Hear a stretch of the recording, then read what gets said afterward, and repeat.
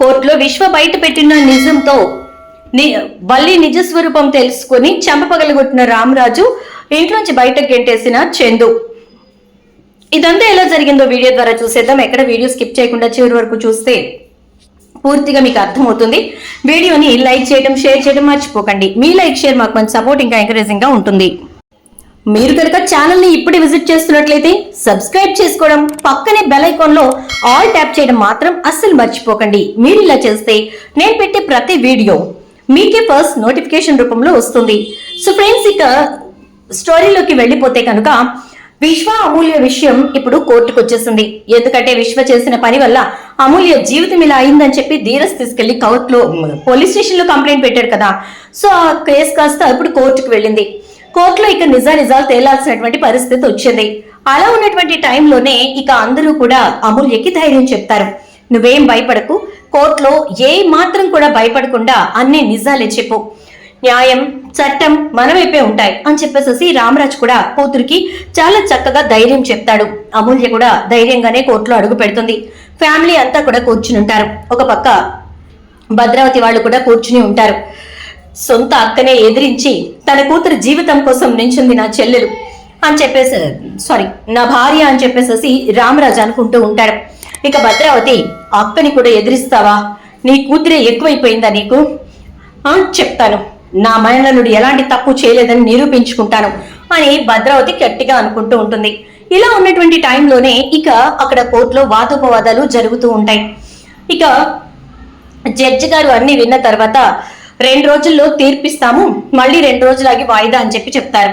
ఇక వల్లికి అప్పటి నుంచి టెన్షన్ పట్టుకుంటుంది. ఎందుకంటే ఇక అక్కడి నుంచి విశ్వాని పోలీసులు తీసుకెళ్తూ ఉండగా విశ్వ వల్లి దగ్గరికి వచ్చి, నెక్స్ట్ నీ గురించే బయట పెట్టబోతున్నాను అని చెప్పి చెప్తాడు.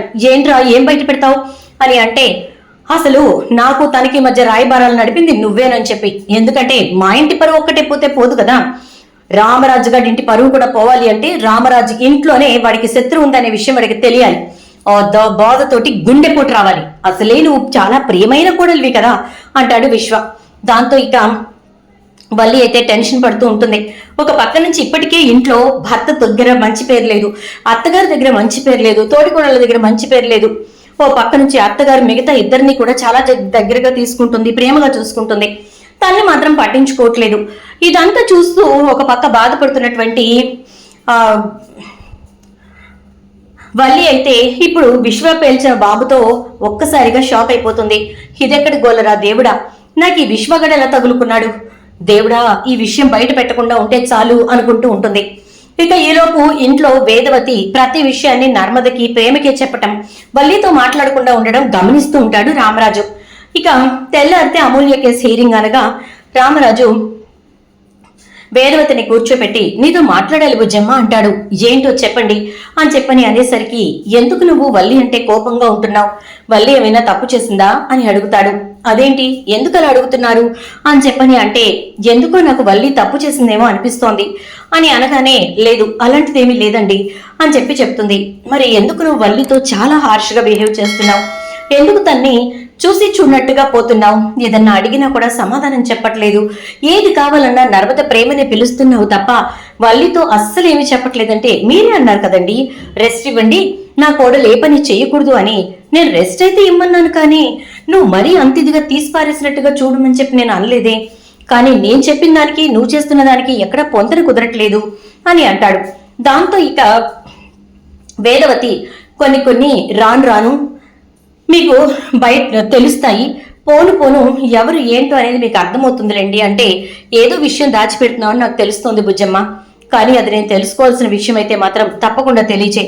ఎందుకంటే దానివల్ల కుటుంబానికి ఎలాంటి ఇబ్బంది కలిగినా మళ్ళీ నేనే బాధపడాలి అని చెప్పని అంటాడు. సరేనండి, తప్పకుండా చెప్తాను అంటుంది. ఇక తర్వాత రోజు ఉదయాన్నే అందరూ కూడా కోర్టుకు బయలుదేరతారు.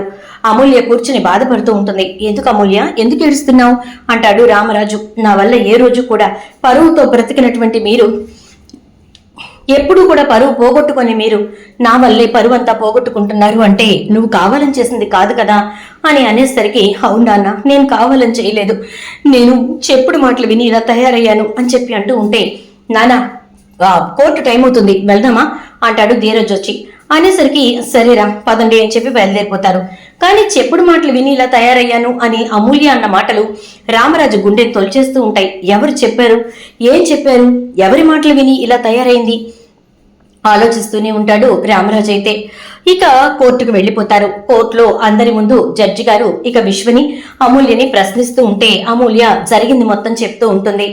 ఇక విశ్వ తన ఇంటికి తీసుకెళ్లిన తర్వాత తన్ని ఏ రకంగా టార్చర్ చేశాడో, ఏ రకంగా ఇబ్బందులు పెట్టాడో, ఎలా తన్ని మోసం చెయ్యాలనుకున్నాడో, అప్పుడు తను మెళ్ళో తాళి కట్టుకుని ఎలా పరువు కాపాడుకుందో అని చెప్తూ ఉండేసరికి ఇక జడ్జి గారైతే ఇలా చేయటం తప్పు కదా, ఎందుకు నువ్వు కావాలని చెప్పి తన జీవితం నాశనం చేయాలనుకున్నావు, కుటుంబ కక్షలు కుటుంబ కలహాలు ఉంటే మీరు చూసుకోవాలి, అంతేకాని ఆడపిల్ల జీవితాన్ని అలా నాశనం చేయటం కరెక్ట్ కాదు కదా అని చెప్పి జడ్జి గారు కూడా అంటారు.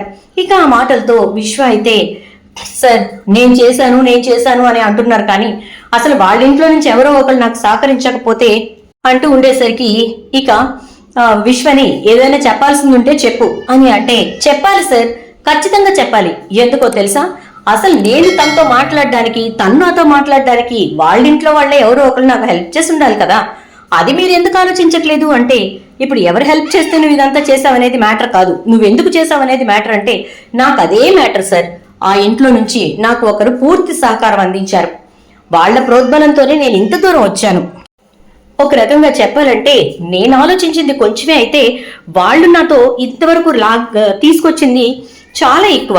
వాళ్లే నాకు చాలా వరకు హెల్ప్ చేశారు, నన్ను ఎంకరేజ్ చేశారు అంటూ ఉంటే ఎవరి గురించి చెప్తున్నావు నువ్వు అంటూ ఉండగానే రామరాజు నా కూతురు కూడా అదే అంది, చెప్పుడు మాటలు విన్నానని. ఎవరై ఉంటారు, ప్రేమేనా, ప్రేమే ఇదంతా చేసిందా అనుకుంటూ ఉంటాడు. ఈలోపు ధీరజ్ మళ్ళీ ప్రేమ పేరేమైనా వస్తుందా ఏంటి, ఆయన ఎందుకు వస్తుంది, ఇదంతా చేసింది వల్లి వదిన, ఇప్పుడు వీడు వల్లి వదిన పేరు చెప్తాడా ఏంటి, ఇది తెలిస్తే నాన్న అసలు తట్టుకోలేరు అనుకుంటూ సార్ వాడేదో కావాలని అంటూ ఉంటే ఆర్డర్ మీరు మాట్లాడటానికి వీల్లేదు, కూర్చోండి అని చెప్పి చెప్పవయ్యా, ఎవరి గురించి నువ్వు ఇప్పుడు చెప్పాలనుకుంటున్నావు అంటే అదిగోండి అక్కడ రామరాజు గారు ఇంకా వేదవతి గారి పక్కన చాలా పద్ధతైనటువంటి కోడలుగా కూర్చునుందే వల్లి, ఆ వల్లినే మా ఇద్దరి మధ్య రాయబారాలు నడిపింది, ఆ వల్లినే మా ఇద్దరికి మధ్య మెసేజెస్ పాస్ చేసింది, ఆ వల్లినే మేమిద్దరం కలుసుకోవడానికి హెల్ప్ చేసింది, ఆ వల్లినే నేను అమూల్యని ఎత్తుకుపోవడానికి హెల్ప్ చేసింది, వాళ్ళ అమ్మ నాన్న కూడా హెల్ప్ చేశారు అని చెప్తాడు.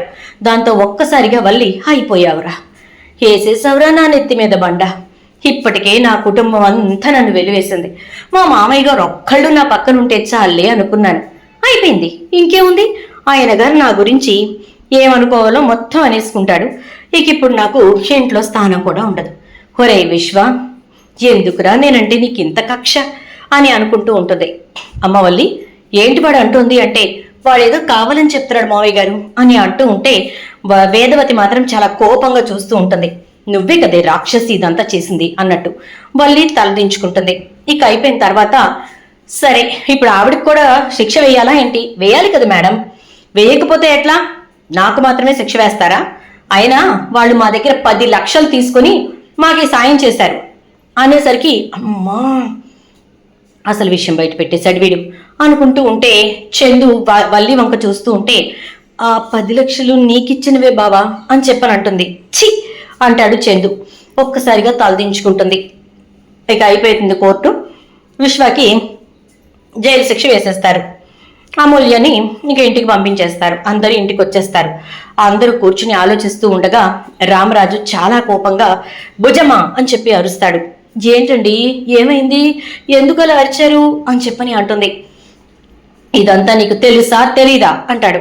శ్రీరామ శ్రీరామ శ్రీరామ ఏ విషయం గురించి అడుగుతున్నారు మీరు అని చెప్పని అంటే ఇంకే విషయం, వల్లినే ఇదంతా చేసిందని, అమూల్య ఆ విశ్వగారితో మాట్లాడటానికి వల్లియే హెల్ప్ చేసిందని తెలుసా తెలీదా అని అంటే తెలుసండి, ఆ విషయం మీకు చెప్పడానికి చాలాసార్లు ప్రయత్నించాను, కానీ మీరు వల్లి మీద పెట్టుకున్న నమ్మకాన్ని నేను వమ్ము చేసిన దాన్ని అవుతానని, ఆ విషయం తెలిసాక మీరు ఎలా బాధపడతారో ఇబ్బంది పడతారో అర్థం కాక నేను ఆగానండి, అంతే తప్ప మీకు చెప్పకూడదని కాదండి అంటూ ఉంటే ఎంత పని చేసావు బుజ్జమ్మ, ఎంత పని చేసావు నువ్వు అని చెప్పని అంటూ ఉంటాడు. ఇక రామరాజు వెంటనే బలి అని చెప్పి గట్టిగా పిలిచేసరికి మావయ్య గారు దయచేసి నన్ను క్షమించండి మావయ్య గారు అంటే ఆడపిల్ల జీవితాన్ని నాశనం చేసింది కాక క్షమించమని ఎలా అడుగుతున్నావు అంటూ వల్లి చెంప చెల్లున పగలగొడతాడు రామరాజు. అన్ఎక్స్పెక్టెడ్ గా జరిగిన ఈ సీన్ తో ఒక్కసారిగా అందరూ షాక్ అవుతారు. ఇక వల్లి అయితే, మామయ్య గారు దయచేసి నన్ను కొట్టకండి అంటే, చి నీలాంటి దాన్ని ఏమనాలో కూడా నాకు అర్థం కావట్లేదు. బిడ్డని పోగొట్టుకుని బాధలు ఉన్నామని చెప్పని వదిలేస్తున్నానంటే అప్పుడు ఇక ప్రేమ తెగ పెట్టుంది ఆవిడ గారు కడుపులో. అసలు తను ప్రెగ్నెంటే కాదు మామయ్య గారు అని అంటుంది. ఏంటమ్మా నువ్వు అనేదంటే, అవును అంటూ ఉంటే, నువ్వు ఆగు అంటాడు ధీరజ్. ఆగురా నువ్వు, ఇప్పటికైనా మామికి నిజాలు తెలియని ఆవిడ గారి గురించి అని చెప్పేసేసి అసలు తనకి నెల తప్పలేదు. ఆవిడ చేసిన మోసాల గురించి బయటపడడంతో ఇక వాళ్ళమ్మ కావాలని నాటకం ఆడించింది. ఆవిడ గారు దాన్ని కంటిన్యూ చేసింది. బాబు కూడా ఈ విషయం తెలుసు అనేసరికి ఏరా పెద్దోడా అంటే, అవును నాన్న అని చెప్పి ఏడుస్తాడు. దాంతో ఇక నువ్వే నిర్ణయం తీసుకుంటావో తీసుకో, దానికి నేనేం అడ్డు చెప్పను అంటే, నేను తనకి విడాకులు ఇవ్వాలనుకుంటున్నాను నాన్న అంటే, నీ ఇష్టం అంటాడు.